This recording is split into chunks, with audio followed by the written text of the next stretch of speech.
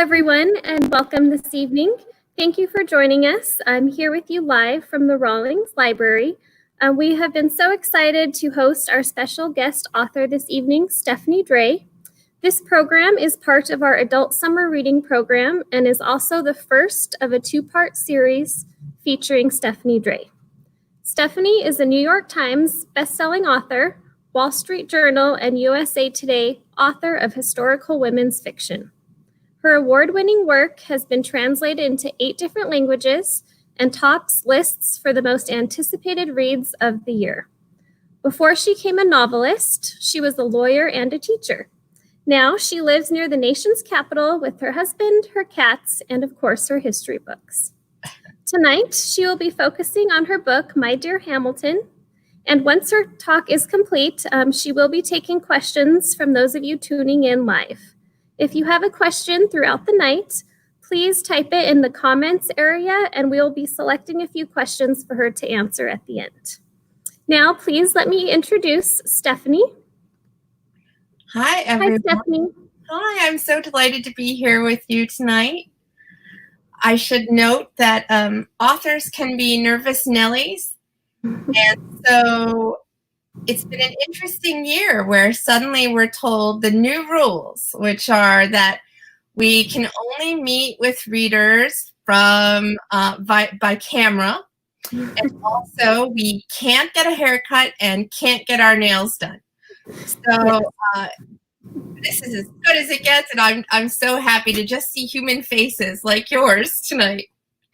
Well, you look absolutely wonderful, and we're so happy that you're here joining us tonight. I will just turn over to you and let you present, and then we'll tune back in for questions when you're finished. Fabulous. Thank you. All right. So I'm going to talk about My Dear Hamilton tonight, which I co-authored with my wonderfully talented friend and co-author, Laura Camoy. My Dear Hamilton tells the epic saga of Eliza Schuyler Hamilton and her mission to define herself and her legacy as a founding mother before, during, and after her tumultuous marriage to Alexander Hamilton. Now, today we're going to talk about Eliza as a wife, a widow, and a warrior in her husband's quest for a more perfect union. Considering her in all these ways really allowed us to tell a great untold American story, because very few books, either fiction or nonfiction, have ever been written about Eliza Hamilton. There aren't many primary source resources for historians to tell her story, even though she survived Alexander Hamilton's death by duel, spoiler, and she outlived him by another 50 years. Now, this does not make her a great candidate for historical biography because no biographer can really responsibly tell that story. But we do know enough that we can write historical fiction, and that's where novels can step into the breach and tell a story that really did need to be told, but could only be told this way. Now, our immediate inspiration for writing My Dear Hamilton was, of course, the musical Hamilton. Laura saw it the first week it opened on Broadway, and at intermission, she just already knew that this was the heroine we wanted to write about next. Now, we'd already had Eliza Hamilton on a short list of candidates of we wanted to write about, including Dottie Madison and Abigail Adams, but we weren't sure until Laura saw the musical, and then she was texting me, blowing up my phone, and we met in the cab the next day on our way to the publishers to discuss our first book, America's First Daughter, about the Thomas Jefferson's eldest daughter, Patsy Jefferson. And by the time we got out of the cab, we had already decided that Eliza was our next heroine. And by that afternoon, we were plotting a plot to pitch to our editor, and we sold it shortly thereafter. So sometimes you just, when you know, you know. Now, before we really get into the weeds and talk about Eliza, a few words about Alexander Hamilton. Since he died young, he's arguably the founding father about whom Americans know the least. Or at least that was the case until he became a Broadway star. But he was George Washington's aide-de-camp during the Revolutionary War, one of the early founding members of the abolitionist New York Manumission Society. He was the most prolific author of the Federalist Papers and the conceiver of the whole project. He was one of the two men most responsible for the adoption of the United States Constitution, the other one, of course, being James Madison. He was our first Secretary of the Treasury under Washington and the primary architect of our economic system. He was the founder of the Federalist Party, one of the two first political parties in American history, and that helped create the American two-party system. For good or bad, your call. He was also the founder of the Coast Guard, the New York Post, and the First National Bank. As the musical says, the man was nonstop. He was very accomplished. But in Eliza, he really found his match, and it was important for us to show this in the novel, which is why My Dear Hamilton begins with the line, "I was someone before I met Alexander Hamilton." And that was true. Eliza was 23 years old when she wedded 26-year-old Alexander. She was a young woman who'd grown up on the frontier of New York. It's hard to think of New York as being the frontier, but at the time, upstate really was. She was reported to have been athletic, adventurous, and tomboyish. She was the descendant of Dutch patroons who were sort of the feudal leaders of New York. She came from a very strong line of women, including her mother, Catherine Schuyler, who managed the estate and often worked as a nurse for whatever frontier army happened to be passing through at the time. She was the daughter of Philip Schuyler, who was a general of the Northern Army during the Revolutionary War. He was also a spy master and a longtime negotiator with the Iroquois nation. We know that his headstrong daughters were involved in his work because his eldest daughter, Angelica, helped pass military information to him, and his second daughter, Eliza, accompanied him to treaty negotiations with the Iroquois when she was a teenager. We know this because she was adopted into the nation and given a name, and she felt that this was so important enough that she wanted to mention it quite late in life. As a general's daughter, Eliza struck us as a patriot in her own right. And this is true even before she ever met Alexander Hamilton. What's more, he agreed. His letters, actually, he worries that she wouldn't approve if he quit the cause. And he characterized her in his letters as a Portia, after a famously patriotic Roman matron. So knowing all this made it important for how we characterized Eliza in her marriage. From the beginning, their marriage was entwined with war and politics. And because the political was so often personal, it was sometimes really difficult to determine what to include and what to leave out of the book. Their marriage is central to Eliza's story, but we needed to shape the book as being more about her than about him, and more about personal victories than public ones. That probably explains why we have approximately 60,000 words of deleted scenes, which you can get, by the way, if you sign up for our newsletters at either of our websites. Mine is stephaniedray.com. Now, because the political was personal, we had to deal with a lot more early American politics than we really had to in America's First Daughter. And this is true because even though Patsy Jefferson was really instrumental in her father's political career, she wasn't with him most of the time. He was in Washington, D.C. serving as president. She did accompany him on a couple of very notable occasions where she performed duties of a first lady. But most of the time, she was keeping his plantation at Monticello running so that he could be free to pursue his political interests. This is really not the case when it came to Eliza and Alexander Hamilton. Eliza was with him almost all the time, and most of the politics that were happening at her kitchen table. So we had to decide what stays in the book and what doesn't. Now, in 1782, when Alexander Hamilton and James Madison were working together on fixing the Articles of Confederation government, we thought that was important to show because Eliza was getting her own political education then.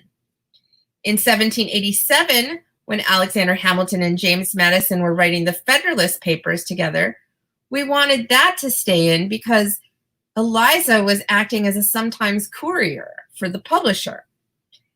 In 1796, when Alexander drafted George Washington's farewell address, that stayed in because Eliza helped him critique and made suggestions about that, and it became a bone of contention in later American politics as to who wrote that. However, you're going to be very grateful to know that sometimes we did have to leave some things out. Sometimes we had to figure out how to make a political issue succinct and accessible and interesting. And let us tell you that the tax policy of the United States is a challenge to make interesting even when Alexander Hamilton is the one discussing it. And that's to say nothing of his mind-numbing report on American manufacturers, which we left out of the book. You're welcome. So to the extent that their marriage was entwined with war and politics, it was challenging, but it also gave us some really great opportunities. And one of those opportunities was to show how the family dynamics were also entwined with politics. The Schuylers were one of New York's first families.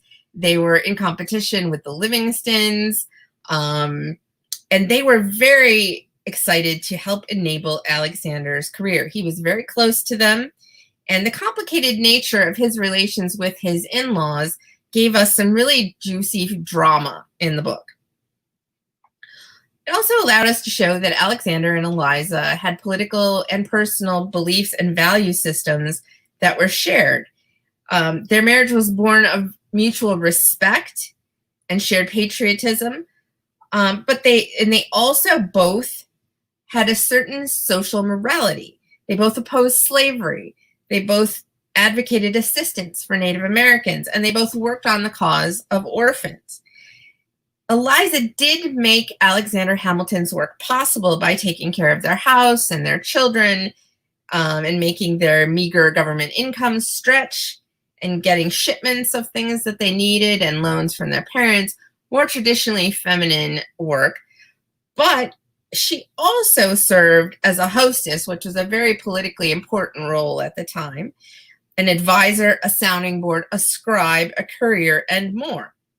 Alexander and Eliza appear to have been partners in much of the enterprise of founding the new nation. In fact, some of his political writings appear in her handwriting. So we think that the entwining of politics and their personal life and their love life helps explain how they weathered Alexander Hamilton's infamous affair with Maria Reynolds and his very public defense of his actions in the Reynolds pamphlet, which is a lot longer than a pamphlet, let me tell you, because Alexander Hamilton never takes 5 words to say anything that he can take 50 words to say. So Eliza knew that one of the reasons Alexander Hamilton had to write this humiliating, embarrassing pamphlet was because his political foes had really put him in a box. They were conducting an investigation into him about corruption, and the evidence was leaked by his political foes, and they said it was a cover-up of his crime, that he wasn't really having an affair. This was just the story he was telling to cover up his financial crimes, which meant that he couldn't defend himself without proving that the affair was true. So he ends up arguing to the whole world, I'm not just a thief, I'm just an adulterer. I should say that over. I'm not a thief. I'm just an adulterer. Eliza stood up for him and by him, and she paid a price. We think she stood by him because she understood that he was in a trap and that much of the credit of the American economic system would rise and fall by his reputation. And of course, the papers specifically attacked Eliza both for standing by her man and for him having strayed in the first place. There's no winning, which just goes to show you that not much has changed in American politics over hundreds of years. Now, Eliza's widowhood allowed us to show the incredible sacrifices that the founding generation made, because Alexander Hamilton actually died $55,000 in debt. And in his will, he said, "I pray God that something may remain for the maintenance and education of my dear wife and children." That did not happen. In fact, she was left destitute. She was dependent on the executors of his estate and the generosity of the Federalist Party that he had founded, because they wanted to keep his bankruptcy a secret. And the reason they wanted to keep this a secret is because they were trying to win elections, and you can't run on Alexander Hamilton's great financial genius and his economic system if everyone knows that he personally went bankrupt. So ultimately, Eliza was forced to sell their home, but the Federalists and allies helped buy it back. Now, Eliza, despite being impoverished and suffering these difficulties, continued to work on the causes that they'd worked on during their marriage. She continued to work on behalf of orphans. She helped found the Orphan Asylum of New York City, the city's first private orphanage. She eventually became its first directress. She also fundraised for the African Free School for freed Americans that Alexander Hamilton had helped found as part of the work of the New York Manumission Society. And we think, most fun, she fundraised for the Washington Monument. In 1846, after 4 decades of trying to get the Washington Monument built, the men in charge of the National Monument Society decided to approach Eliza Hamilton and Dolly Madison, who both happened to be living in D.C. at that time. They asked them to spearhead the fundraising, and they did it within the next 12 to 18 months. The groundbreaking ceremony was on July 4th, 1848, where the speaker finally acknowledged Alexander's central role in the founding of the nation, which was very heartening to Eliza because she had been working very hard to preserve his legacy. And that's why I want to discuss her as a warrior. We've talked about her as a wife and widow, but we think that our portrayal of Eliza as a very spirited fighter might be our most important contribution to the historical discussion. Most portrayals of Eliza in Hamilton biographies and even in the musical paint her as shy and retiring and hesitant to insert herself. They paint her as sweet and saintly, infinitely forgiving. And this might be because Alexander Hamilton refers to her often in his letters as his angel. So this was our impression too in going into the project. But our idea changed dramatically when we discovered a little letter at the New York Historical Society. The letter in question was from Eliza's older sister, Angelica. And in this letter, Angelica recounts that she is furious with someone. Unfortunately, we don't know who. This person, however, needs a good dressing down, and it appears that Angelica sent them to Eliza to be put in their place because, quote, "you know how Mrs. Hamilton can be," unquote. Now, when we read this, we thought, no, Angelica, we have no idea. Tell us. How was Eliza? How could Mrs. Hamilton be? Unfortunately, she could not tell us from the grave, but we did have to look more closely at all the evidence that we had. So we started to notice a pattern of Eliza inserting herself. As early as Eliza and Alexander's courtship, a famous British spy master named John Andre was captured. Now, Eliza happened to have known him, and though we only have Hamilton's side of the correspondence, it appears that Eliza took up a crusade to either save John Andre or have him at least shot as a gentleman instead of hanged as a spy. As a new bride, she actually wasn't even a bride yet. They were just in a courtship. And yet here she is, a young woman, inserting herself at the highest level of revolutionary politics, asking Alexander to intercede with George Washington. And what's more, he did. He even went so far as to try to write an anonymous letter to the British to make a trade. But unfortunately, Alexander was really not very good at being sneaky. He usually gets caught when he tries to do these things. And one of the most amusing things about this interlude is that the British, we have this letter that he wrote to the British, and the British have just made a notation in the margin that said, "This is Alexander Hamilton." So he was not fooling anyone. In the end, however, George Washington kept his own counsel, did not follow Alexander's advice, and had John Andre hanged. Now, Eliza, when we look at the evidence of her life, she traveled with Alexander. She could have stayed home with her wealthy family, but she went with him with the army and continued on with the war. She was a crusader for the causes she adopted. And she didn't just memorialize her husband. She had to fight for their legacy, not just against their enemies, which you would expect, but against their friends.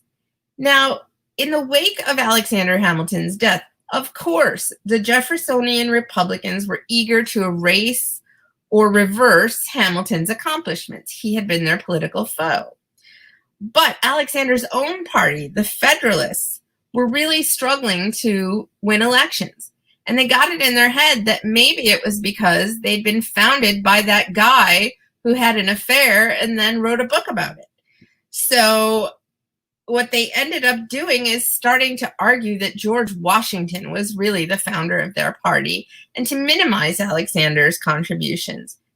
To that end, they managed to get hold of Alexander Hamilton's draft of the farewell address and keep it from Eliza so that she couldn't claim and claim correctly that Alexander Hamilton had drafted it. She ended up having to file a lawsuit to get these papers back. She commissioned a biography of Alexander, and when she couldn't find anyone willing to do it, she browbeat her son into the job. She fought to receive his war pension. He probably wouldn't have approved of that because Hamilton gave up his claim to a war pension so that he could argue for soldiers without appearing to have a conflict of interest. She fought to gain recognition of his work. And she, of course, fought tirelessly for orphans, and she spoke out against slavery. The final piece of evidence that convinced us that the portrayal of Eliza as a sweet, retiring, angelic lady was not the real picture is a much ballyhooed encounter that she had with James Monroe near the end of our lives. Now, because our book is framed by this encounter, I won't give away the ending, but suffice to say that she was not intimidated by our fifth president, and she was, above all, a fighter. So in My Dear Hamilton, we tried to tell a quintessentially American story about service to country. Not just Alexander's service, but Eliza's as well. And the Hamiltons shared a great love story with each other and also the country that they helped find. Their story reminds us that real people fought and worked and sacrificed to defend this nation, and that's a legacy we all still share today. And now I'll be happy to take questions.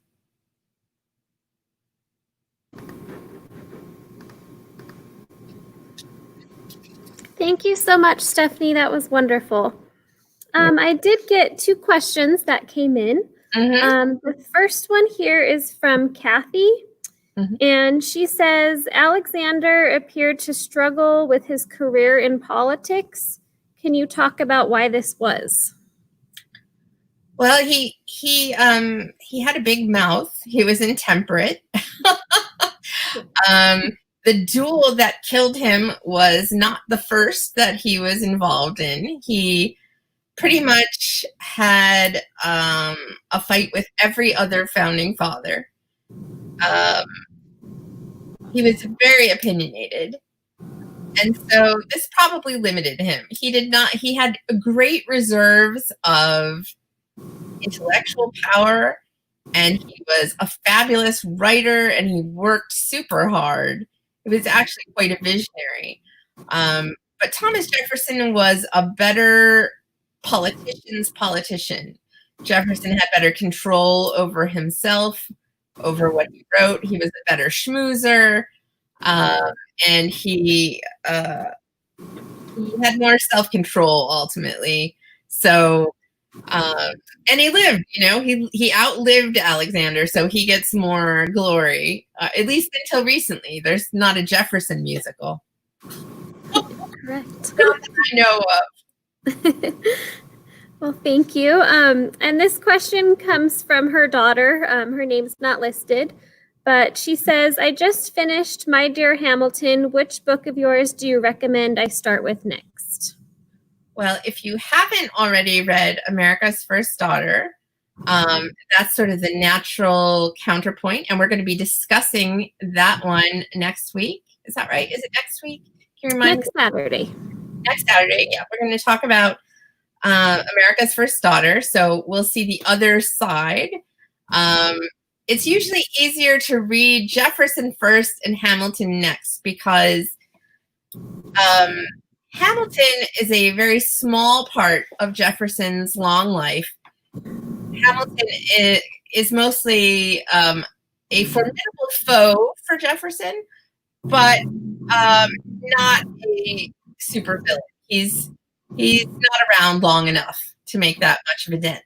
On the other hand, in Hamilton's life, Jefferson looms large, and he seems like almost a cartoon villain sometimes from the Jefferson or from the Hamiltonian point of view. So just keep in mind that everybody has their own perspective. So if you read My Dear Hamilton, that's just what Eliza thought of Jefferson, and now you'll get the other point of view in America's First Daughter. If you have already read that, then I highly recommend Ribbons of Scarlet, which is about our French founding mothers who started the French Revolution. I shouldn't say our French founding mothers. I should say France's first founding mothers. However, it does include our French founding mother, Adrienne Lafayette. Lafayette is both a Frenchman and an American revolutionary. And my next novel, which is going to be coming out in March of 2021, is about his legacy and the women who defended it, both French and Americans. And I'm so excited about that. And we're going to be doing a cover reveal for that on Bastille Day. So if you go to my website, you can sign up and be a part of that. And I hope you will. That's stephaniedray.com. Thank you, Stephanie. We have two more that just came in. One from Anthony, and he asks, what rank did he make it to? He was a general. Do you mean in the military? I believe so. I believe ultimately he was an inspector general. That didn't happen until the Adams administration. But during the war, he was lieutenant colonel. I'm sorry, during the American Revolutionary War. And I think our last one is coming from Nick. And he asks, while reading this book, I was shocked at the drama that filled Mrs. Hamilton's life. Did you have the same reaction while researching? Yes, thank you for asking that, because we were shocked too. It's one of the reasons the book is so long. I kept thinking, I need things to stop happening to this woman so that I can wrap this story up. But that was not the case. And you probably will notice in the novel, there's a lot of riots. And we had to cut out a bunch of riots that didn't make the cut. I think we often as Americans think that there was a revolution and then we won the revolution and then everything was smooth sailing. That is not the case. There was a lot of unrest, and the Hamiltons were right in the middle of all of it. All right. Well, I think those were all the questions that came in. Thank you so much for answering those, and also so much for your presentation. Did you want to speak real quick about your next talk on July 18th at 10:30? Yes, I'll be talking about America's First Daughter then, and we will be discussing Jefferson both as a founding father, but more importantly, as a father. Great. Thank you so much, Stephanie. We appreciate you being here tonight, and we look forward to seeing you next Saturday, the 18th at 10:30 a.m. And for all of you tuning in tonight, we will be doing another book giveaway for America's First Daughter. And please just check for our Facebook post on that this early next week, and we'll be doing some book giveaways for that. So again, thank you all so much for tuning in. And Stephanie, thank you so much for being here. We really appreciate it. Great time. See you soon. Thank you.